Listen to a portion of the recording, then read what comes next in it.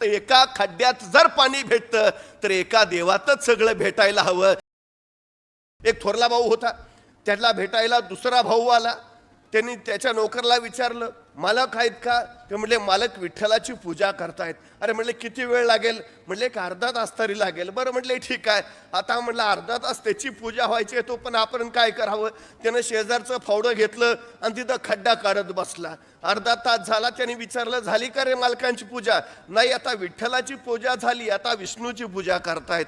म्हणले, किती वेळ लागेल? नाही म्हणे, आणखी अर्धा तास लागेल. बरं म्हणला, ठीक आहे. त्यांनी दुसरा खड्डा काढायला सुरुवात केली. अर्धा तास झाला.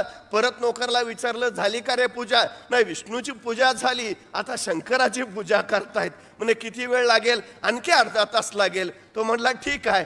तोने आणखी खड्डा काढायला लागला. वेळ जात राहिला, पूजा चालत राहिल्या. आणि ज्यावेळी सगळी पूजा उरकून थोरला भाऊ बाहेर आला, त्यावेळी याचे 8-10 खड्डे काढून चालले होते. थोरल्या भाऊनी विचारलं, अरे काय एवढा वेळ करत होतास? काय नाही म्हटला, तुझ्या अंगणात पाणी लागतंय का ते बघत होतो.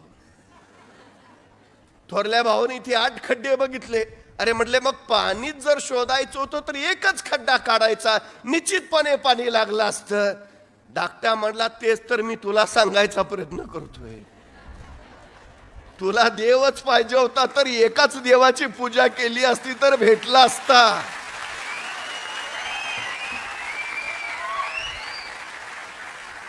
हे अर्ध्या तासात प्रत्येक देवाची पूजा करतोय, असं कसं? जो सल्ला मला देतो तू सल्ला तू काय आत्मसात करत? अरे असं केलं असतं तर माझाही वेळ मगापासून वाचला असता.